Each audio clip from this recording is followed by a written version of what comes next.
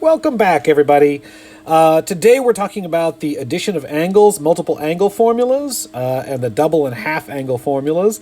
And the basic idea behind these is if we know the trig functions, sine, cosine, and tangent of a couple of angles, then can we use those to figure out the trig functions for the angle we get when we add the two angles together? And the fact is we can do it. It's not as simple as just adding up the sines or cosines or what have you. It's slightly more complicated than that, and that complication is captured in the formulas themselves, and they are here, the addition and subtraction of angle formulas. Let's just zoom in. So, for example, and you'll note that we're using Greek letters to represent angles now. So the Greek letters, the ones we'll be using here are alpha and beta. You do not need to learn Greek to study this, but you just need to learn these two letters, alpha and beta, and just think of them as like A and B, if that helps you. Okay, so you can read these formulas, and I encourage you to refer back to these formulas along the way. I certainly will be. But just as an example, sine of alpha plus beta. If we have two angles, alpha and beta, and we know the sine, cosine, and tangent for alpha and sine, cosine, and tangent for beta, and then we want to add alpha and beta together and find the sine of that resulting angle. A picture would be something like this. Here's our first angle, alpha, and here's our second angle, beta. And if we make a new angle, I'm just eyeballing it, so that angle is made up of alpha and beta, and we ask for that entire new angle, what is the sine, cosine, and tangent of that entire angle? That's what we're after here. And what it says is that you can find the sine of alpha plus beta by doing the following calculation: the sine of alpha times cosine of beta plus the cosine of alpha times sine of beta. All right, this is, as you are going to see, is going to turn out to be helpful for us, especially when we're looking at angles here that we've created from simpler angles that we know already. Okay, similarly, sine alpha minus beta is just the same formula, but with a minus in there, sine alpha cosine beta minus cosine alpha sine beta. The cosines are also kind of similar, cosine alpha plus beta, but here they go cosine, cosine, sine, sine. So cosine alpha, cosine beta minus sine alpha, sine beta. And the cosine alpha minus beta is similar, but the sine is also swapped in the middle, so instead of negative, it's positive. Cosine alpha, cosine beta plus sine alpha, sine beta. Do you have to memorize these? Good question, and I will say not right now. If you're going to have to memorize them for the final, I will let you know. But what's more important to me right now is that you learn how to use them and that you will be able to look them up if you need them. So, for example, keep a handy reference, look at the lesson, look at the book, look somewhere where these appear. And then, of course, there are similar but slightly different looking formulas for tangent of alpha plus beta and tangent of alpha minus beta, and those rely just on tangent of the two angles that we were dealing with. Okay, so that's the setup. This is the tool that we're using. It doesn't seem like a very handy tool. It seems needlessly complicated, but you're going to see that often having something slightly complicated is better than having no solution at all. So that's what we're going to find in this section. And with that in mind, basically we're going to dive into the example, which is example 18.2. However, before we get there, what we really need to remember is all of this is going to require that we know the sines and cosines of some basic angles. And so this is just a reminder of sines and cosines of basic angles. I've just listed the basic angles that are in the first quadrant. And here they are. They're given both in radians and degrees. So 0 radians is 0 degrees, but if degrees is 30, then that's pi over 6. 45 degrees is pi over 4. 60 degrees is pi over 3. The 90 degree or right angle is pi over 2. And then 180 degrees, that's halfway around the circle. That one is pi. Okay. And these, if you have not memorized them already, this looks like a horrible lot of stuff to memorize, but there are patterns in it that make it much easier to memorize. These ones I think that you should memorize, all of these guys. However, if you just memorize sine and cosine, you can always find tangent by remembering that tangent is equal to sine over cosine. Okay. So, for example, if I were to ask you what is cosine of pi over 6, the mental process that you might go through is if you don't know pi over 6 immediately, then somehow do the conversion. Pi over 6 is 30 degrees, and a good way to calculate it is to cancel the pi and multiply by 180. So 180 over 6 gets you that 30 degrees. If I were to add, of course, the cosine of that, as you can see here, is radical 3 over 2. Sine of that is a half. Tangent is radical 3 over 3. If I were to ask you what is sine of pi over 3, well, here's pi over 3. That's a 60-degree angle, and sine of pi over 3 is radical 3 over 2, and so on. Okay, so these are like the basic facts that we're going to use to solve the following questions. And before we go on, we're going to do just a warm-up question, which is as follows. Let's calculate together. This is an example that comes before example 18.2. This is a warm-up. So let us find what is sine of the angle pi over 4 plus pi over 2. Okay, now there's two ways to look at this. On the one hand, if you add the two angles together in the middle, if you were going to do that, you would need to get a common denominator. The common denominator is 4, so I would multiply this pi over 2 by 2 on the top and bottom. That will give me pi over 4 plus 2 pi over 4, and altogether that's sine of 3 pi over 4. So what we're really trying to find here is this is sine of 3 pi over 4. But maybe 3 pi over 4 is not one of the angles that you know the sine, cosine, or tangent of. And that's what we're going to do in this case, is calculate it as if we did not know the value of it. Okay, if we don't know sine of 3 pi over 4, but we do know the sine of pi over 4, well, sine of pi over 4, that one is right here. It's 45 degrees. Pi over 4 is radical 2 over 2. That's sine of pi over 4. Cosine of pi over 4, radical 2 over 2. And similarly, for pi over 2, that's a 90-degree angle right here. Sine is 1 and cosine is 0. Okay.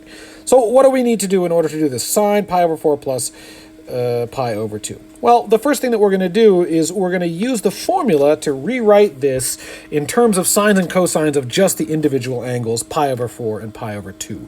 So this is things to notice. This is the sine function, and these angles are being added. So we're going to use the addition formula for sine. That is this guy right here. Oops.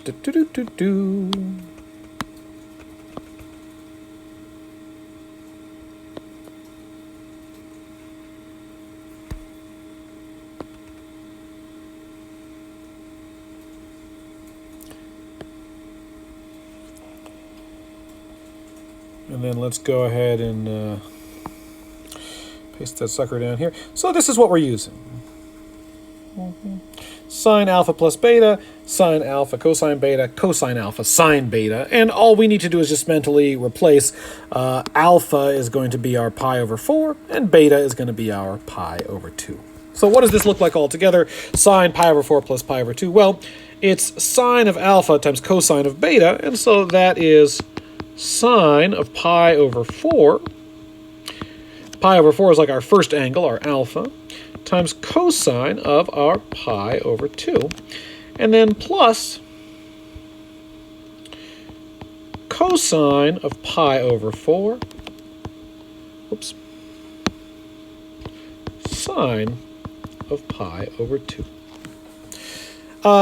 Each one of these four we should know or be able to look up. I'll bring the table back up. I happen to know that pi over 4, that's a 45-degree angle. That's the one where sine and cosine are equal to each other, and they're both radical 2 over 2. So here, sine pi over 4, that's a radical 2, and later on cosine pi over 4, that one's radical 2 over 2. Okay. Similarly, for for pi over 2, pi over 2 sine is equal to 1, and cosine is equal to 0. So let's just go ahead and substitute these in.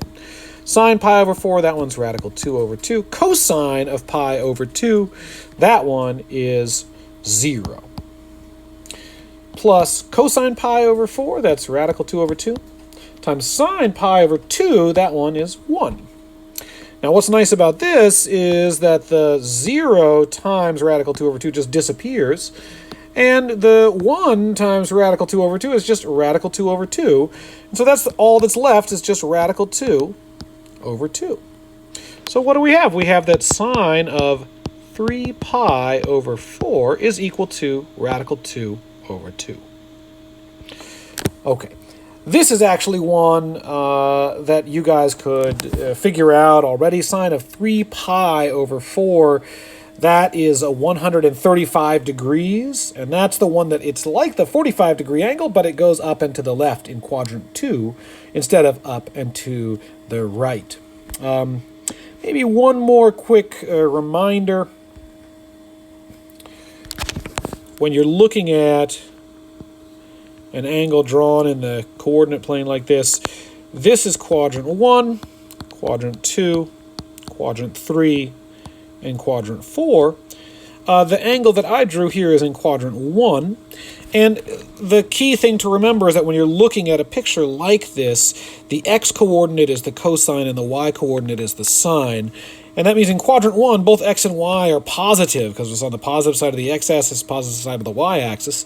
But down here in quadrant 2, the x is now negative. That means cosine is negative, but y is, or sine is still positive. Down here in quadrant 3, cosine is negative and sine is negative. And in quadrant 4, cosine is positive again, but now sine is negative. Sine 3 pi over 4, well, this is 0, this is pi over 2. 3 pi over 4 is the angle that goes this way. And because this picture is nice and symmetrical with respect to the y-axis, the cosine and sine for the 45-degree angle, or pi over 4, is basically the same as the cosine and sine for the 3 pi over 4, the 135-degree angle. The only difference is that now the x, instead of being positive, the x is negative. The y is the same value. And that means that the cosine is now negative, but the sine is just the same and it's positive. And that's is reflected here by the fact that the sine of this 3 pi over 4 is radical 2 over 2. It's just the same as sine of pi over 4. As we see back here, sine of pi over 4, radical 2 over 2. Okay. That was a lot. If you didn't follow all of it, don't worry, but do stick with me. Key things that we're going to need to remember are the angle addition and subtraction formulas, and the values of sine, cosine, and tangent at the sort of basic angles. These are the angles that have the denominators are sort of worth looking at. They're things over 2, over 3, over 4, and over 6. So those are the kinds of fractions that we can work with easily here. Okay. Let me see. Example 18.2. So let's take a look at part A. Well, this is asking us for an exact value of the cosine of pi over 12. Now, exact value means they don't just want a decimal, because a decimal has to be rounded off eventually. We want, and that will involve changing the answer a little bit when you round it off. And we want the exact answer. And so what we're going to do is we're going to try to figure out the cosine of pi over 12 by combining sines and cosines of other angles. And the way that we start it is to think about this number, pi over 12. How can we write that as some combination of the angles that we know? And the angles we know are, let's say, these ones. Sometimes this kind of work is easier to do if you use the degrees instead of radians, but I want you to get used to doing it in radians. So the question that we're really asking here is, can we think of a combination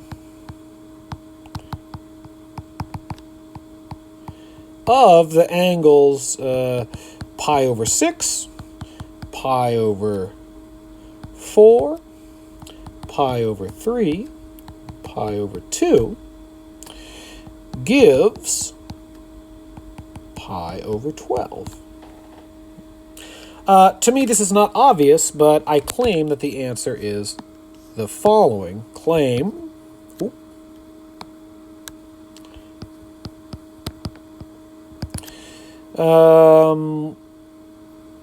I think pi over 12 is equal to, I think it involves the pi over 3 and the pi over 4. And the reason I think it involves those is because the common denominator for those is 12. And since I want it to be positive pi over 12, I'm going to make the bigger one be first. And confusingly, because they're fractions, the bigger one is the one with the smaller denominator, pi over 3. So I'm going to guess it goes like this: pi over 3 minus pi over 4. How did I come up with that, and are you expected to come up with that yourself? How did I come up with it? From experience and practice and playing around. Are you expected to come up with that yourself? You will be, yes. So although that sounds tricky, don't worry. I think we're never going to deal with denominators any worse than 12 here. So there's a limited number of combinations to try. Let's just go ahead and check this thing. I claim that pi over 12 is pi over 3 minus pi over 4. Let's go ahead and subtract pi over 3 minus pi over 4. We have a common denominator for these two of 12, so I'm going to multiply the first one on the top and bottom by 4, and the second one on the top and bottom by 3. And then we get 4 pi over 12 minus 3 pi over 12. And indeed, since we have a common denominator, we can now just put them together, and 4 pi minus 3 pi is equal to 1 pi over 12, and 1 pi over 12, of course, is just pi over 12. So that checks out. So here's what we're going to do. We're going to use this observation, this claim, that pi over 12 is equal to pi over 3 minus pi over 4, and in order to answer our original question, the cosine of pi over 12, we're going to split pi over 12 up. We're going to rewrite it pi over 12 as pi over 3 minus pi over 4, since these are two of the angles that we know the sines, cosines, and tangents for. They appear in our table. So here's the strategy for part A. Cosine pi over 12 equals, well, it's equal to the cosine of pi over 3 minus pi over 4. That's just rewriting the number pi over 12 as pi over 3 minus pi over 4. And now, of course, what we need is one of our angle combination formulas, and here you'll notice it's the cosine and it's subtraction. So let's go ahead and grab that. We'll bring a copy down. Cosine and subtraction, here we go.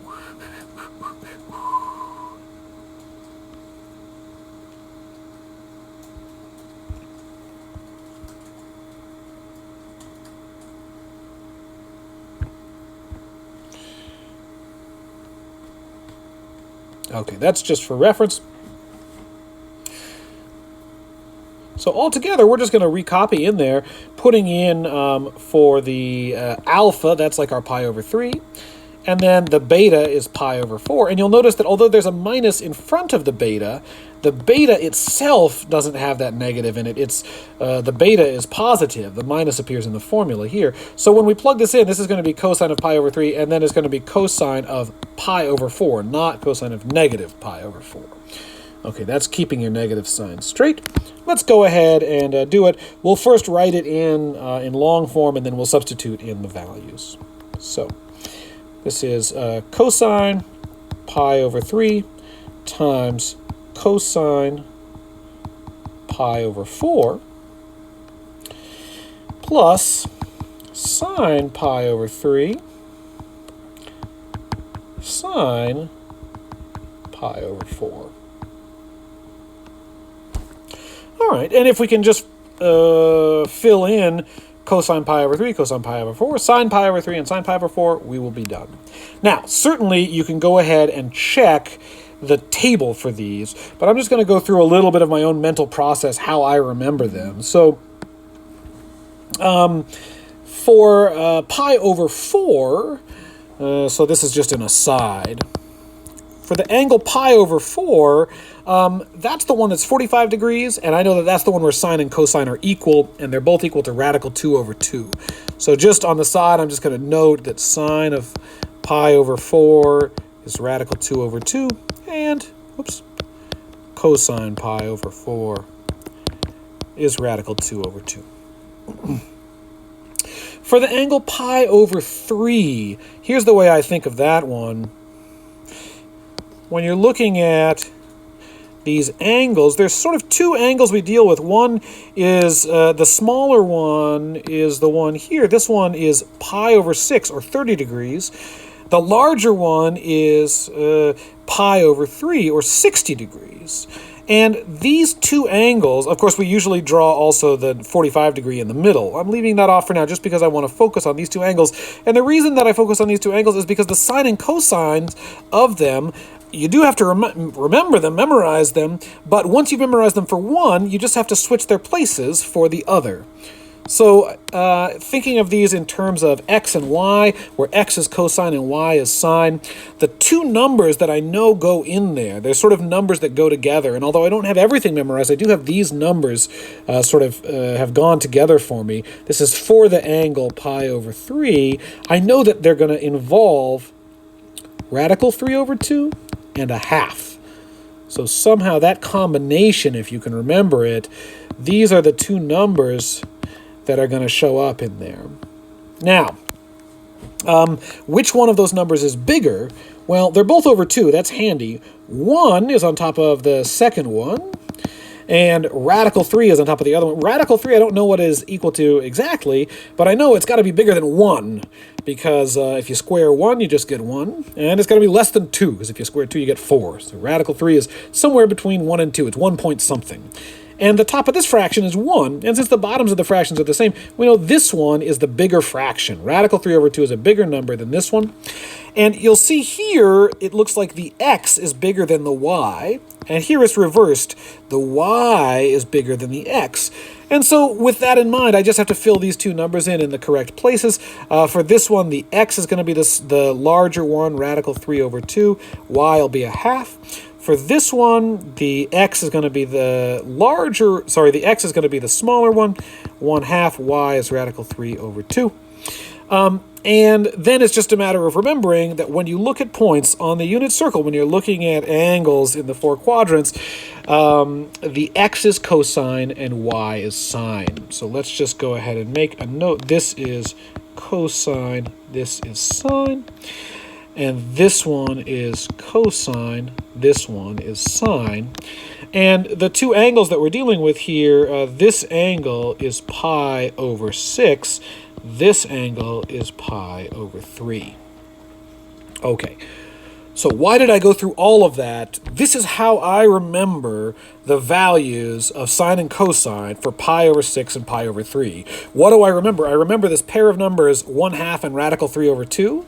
And I remember that these two angles kind of go together, the 30 degree and 60 degree, or pi over 6 and pi over 3.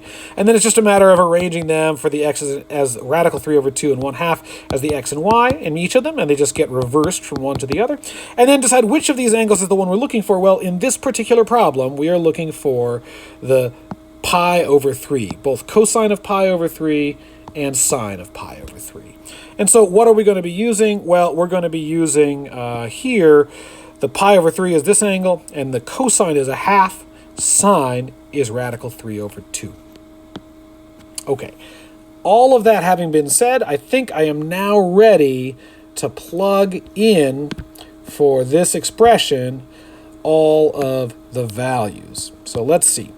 We're just going to go starting here and moving right across. So starting here, cosine pi over 3. Well, we just figured out cosine of pi over 3 is 1/2. Cosine of pi over 4, we said before, was radical 2 over 2. Then there's a plus sign. Yes, it's weird that there's a plus sign here, even though there's a minus sign inside the angles. That's just because cosine, things always flip around with pluses and minuses. That's something else that my brain remembers. Although I don't always have the formulas memorized, I know that cosine tends to do funny things with the pluses and minuses.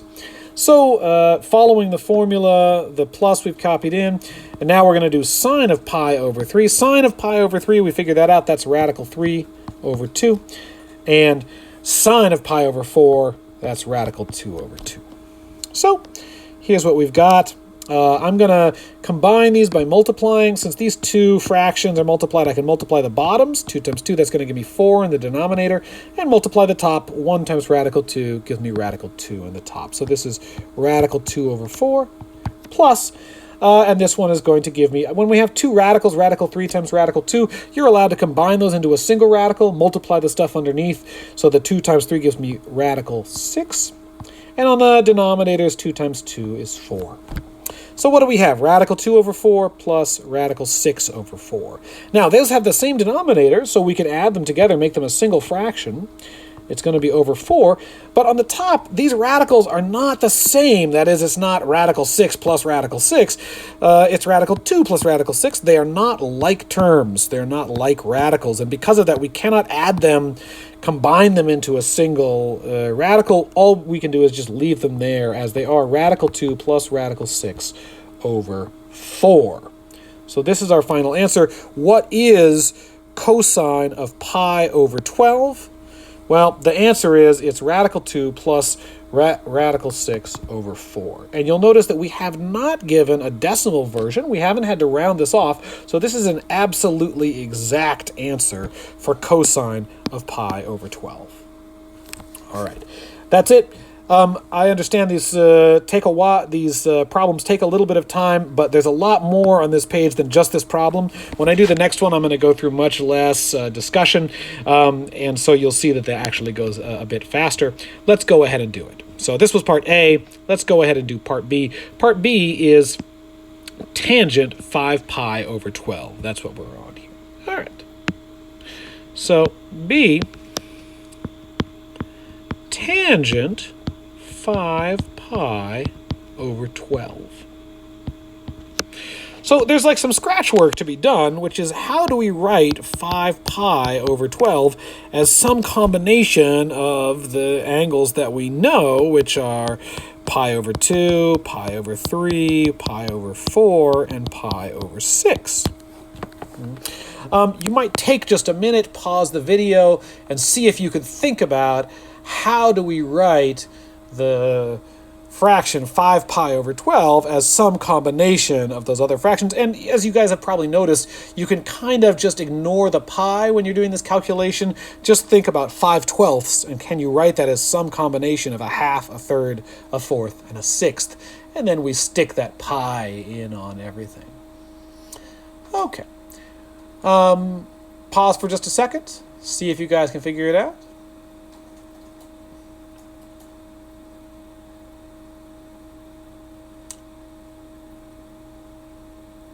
All right, let's give the following a try. Pi over 6 plus pi over 4. How do I come up with that? It's magic, basically. Pi over 6 plus pi over 4. Now, I encourage you to check this. That is, get a common denominator, pi over 6 and pi over 4. The denominator will be 12. And just make sure that when you add these two fractions, what you end up with is 5 pi over 12. I'm not doing the check here, so I'll put a question mark there. Oops. Oopa. But I assure you it does check. Okay. So once we know this, then we just go ahead and substitute it in. This is tangent of pi over 6 plus pi over 4. And for this one, we're going to need the angle identity. It's going to be for tangent, and it's going to be the addition of angles for tangent. Here we go.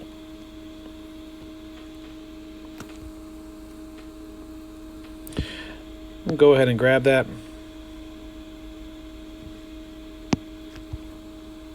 Whee! Okay, here I'll leave it to the left here for reference, and we'll go ahead and write it in. This one is interesting. It's in the form of a fraction, and you just have to keep track, keep straight what is where. So let's see. Our angles, alpha and beta. Alpha, that's the first angle, is pi over 6, and beta is pi over 4. We just have to substitute those into the correct places in here. So this is going to be tangent pi over 6 plus tangent pi over 4 over 1 minus tangent pi over 6 times tangent pi over 4.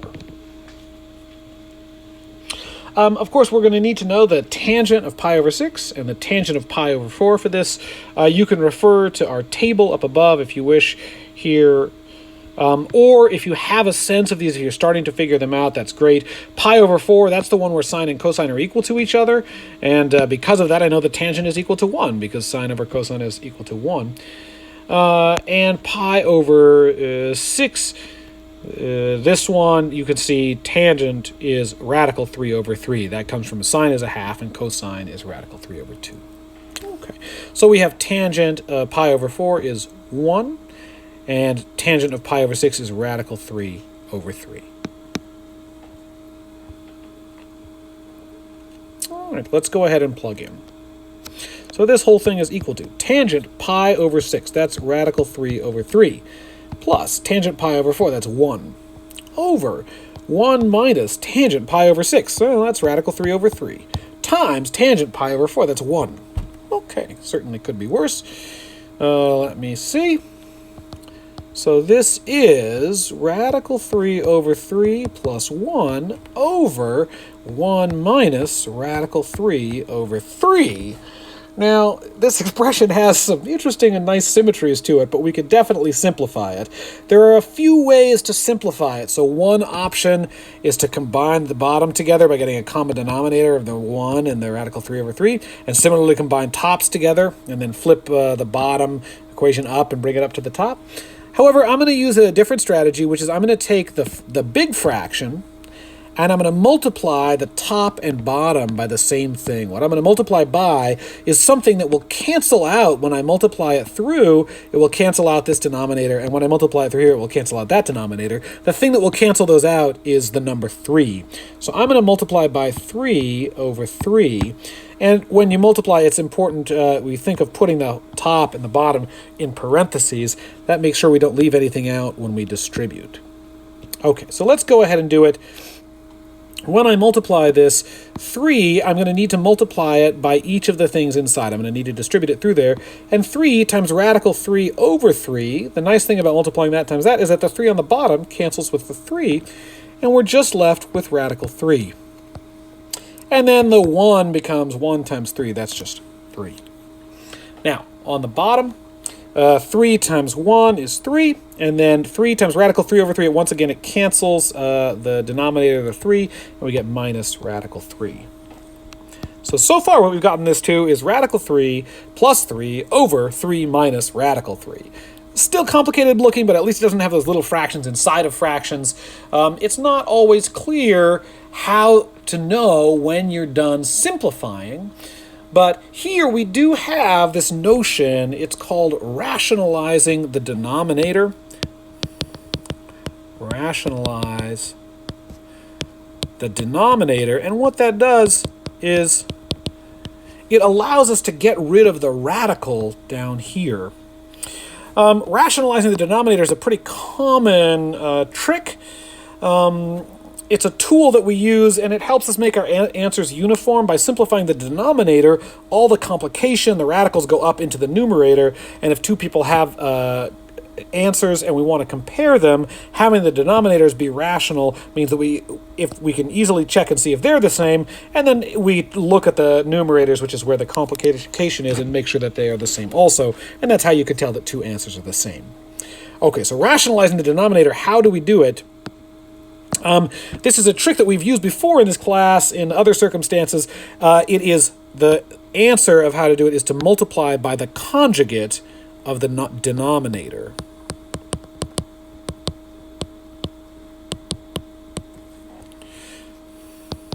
Now, of course, you have to remember, what does conjugate mean?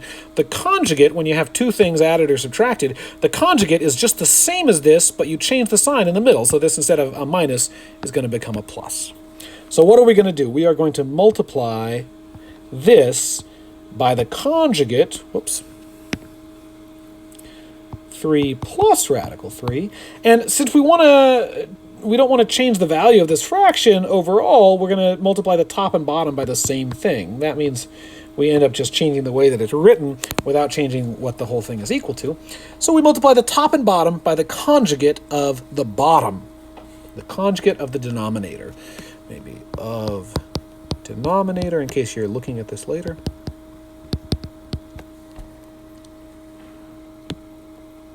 Okay. Now, this is going to seem like a real pain in the butt. It's going to seem like it gets quite messy, which I admit it does, but it gets simpler after that, so bear with me. Something to note, when we multiply on the bottom, we have to multiply by FOIL, and similarly, when we multiply on the top, we have to multiply by FOIL, so there's going to be multiple terms to take care of here. All right, let's start with the top, equal. When we multiply by FOIL, we take the first term in each, so radical 3 times 3, that's 3 radical 3.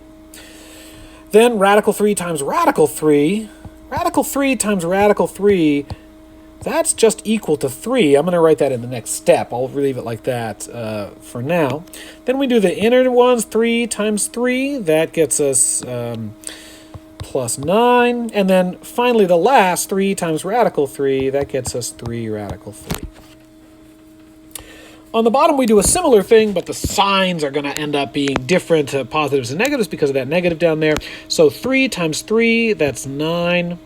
3 times radical 3, that's 3 radical 3. Minus radical 3 times 3, that's minus 3 radical 3.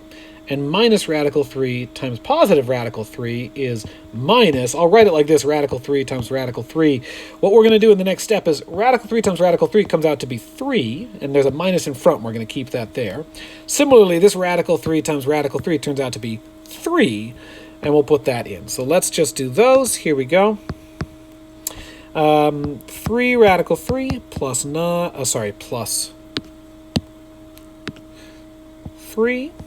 plus 9 plus 3 radical 3.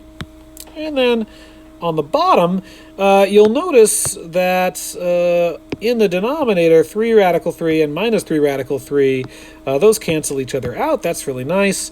So all we have left is 9, and then minus, and radical 3 times radical 3 is 3. So that's 9 minus 3. Okay, combining on the top, let's just combine like terms. So there are two terms that have radical 3 in them, radical 3 and radical 3. Since those have the same radical, we can combine them together and we add the coefficients, the numbers in front. We add this 3 and this 3 together and we get 6 radical 3 altogether. We can also add together the 3 and the 9, and that gives us plus 12. And on the bottom, 9 minus 3, well, that one is equal to 6. So 6 radical 3 plus 12 over 6. You want to be a little careful. It's so tempting to cancel that 6, and we can do it, but the rule is, since there's more than one item, more than one term added together on the top, we have to cancel 6 out of each of them. So when we do that, if we cancel 6 here, we'll cancel a 6 there, and we'll cancel a 6 out of there, leaving behind a 2. And altogether, what does that leave us? We have a radical 3 plus 2 over, and then that 6 on the bottom just became a 1, so then we're done.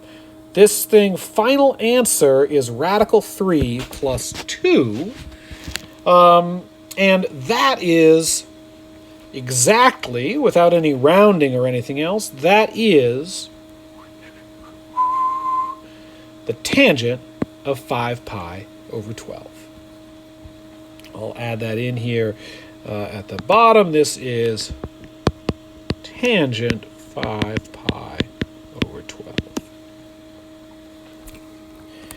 Okay. One more of these, part C, and we'll see what other kind of tricks and stumbling blocks they can throw at us. For part C, let's go ahead and cruise up. We'll see what it looks like. Part C is cosine of 11 pi over 12. Let's give it a shot.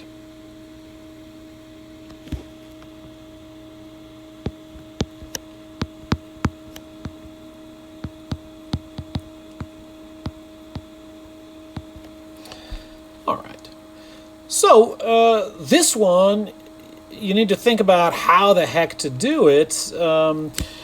But let me see. Oh, you are welcome, for example, to use either of the things that we calculated above. That would be just fine. So, for example, the very first thing that we calculated was cosine of pi over 12. Cosine of pi over 12, that might help us, since we know what cosine of pi over 12 is. 11 pi over 12 is like taking 12 pi over 12 and minusing a single pi over 12. So the strategy I'm going to use is that 11 pi over 12, that's equal to 12 pi over 12 minus pi over 12. Now, why am I using those? Why am I choosing those? The reason is 12 pi over 12 is just pi. The 12s cancel. And pi is an angle that's 180 degrees. That's one that we know the sine, cosine, and tangent for. And then the pi over 12, that's one that we found cosine of already in part A. So, cosine of 11 pi over 12, what is that equal to? Let's just bring our problem down. Cosine of 11 pi over 12, that's equal to cosine of pi minus pi over 12. And so this is a cosine angle subtraction identity. It's a minus, and it uses cosine. So let's go back up and steal that formula.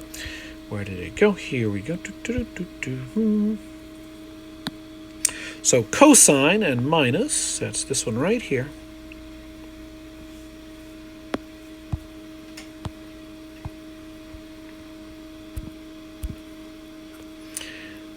All right, that's the one that we need. I'll just write it. I'll continue this on the next line so that I have enough room, so I'm not squished. Cosine of pi minus pi over 12. Well, here the alpha is pi and the beta is pi over 12. So we have cosine of pi over 12 plus sine of pi over 12. Since these are functions, it makes sense to put them inside their parentheses. There we go. Now, I claim that we know the sine and cosine for pi. If you don't remember, you can go and look back at the table, but pi is 180 degrees, and at 180 degrees, it's on the x-axis, so the y is 0, y is like sine, so that says to me that sine of pi is 0. And the cosine of pi, well, it's going in the negative x-axis direction. It's going all the way to the left, and so that means that it is negative 1. Oops. Okay, that's going to help us already. Cosine of pi over 12, that one we found out up above. Cosine of pi over 12 we found in part A. And if you scroll back to part A, you'll see that cosine of pi over 12 was equal to radical 2 plus radical 6 over 4. Now, here comes a problem. Sine of pi over 12, we do not know. Okay. I claim that's not going to matter in this case, but if we needed to,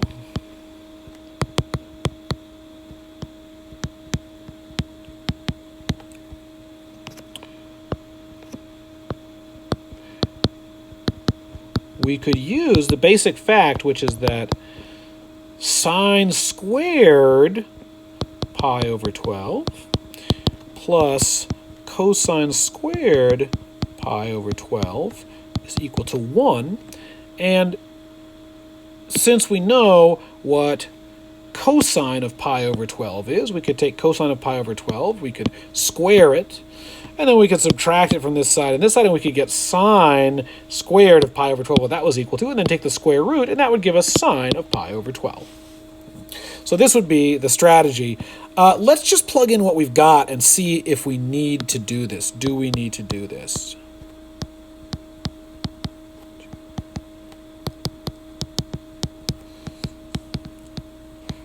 Let's plug in and see. Okay. So plugging in, here's what we have. Cosine of pi, that is -1. Cosine of pi over 12, that is radical 2 plus radical 6 over 4. Sine of pi is 0. Sine of pi over 12, we don't know. But the great thing here is that sine, the domain is everything, so it's defined everywhere. So sine of pi over 12 is equal to something. And whatever it's equal to, when we multiply it by 0, it's going to disappear. And that means that it doesn't matter what it is, since it's going to be 0 anyway. So what does that do? That just says that we can kill that second term. And then all we have is -1 times radical 2 plus radical 6 over 4. What I'm going to do is I'm going to take that -1 in the front and distribute it through the top. Remember, the top of a fraction is always automatically in parentheses is grouped together. So if we're going to distribute it through, we have to multiply by each of those. And that gives us negative radical 2 minus radical 6 over 4. So that's our answer for cosine of 11 pi over 12. I'll put the original 11 over 12. And since that looks terrible, I'll just fix it. Here we go. Doo-doo-doo. Okay, that's our final answer. Negative radical 2 minus radical 6 over 4. That's it for example 18.2. And you'll see further examples how we use these and related formulas in the next example.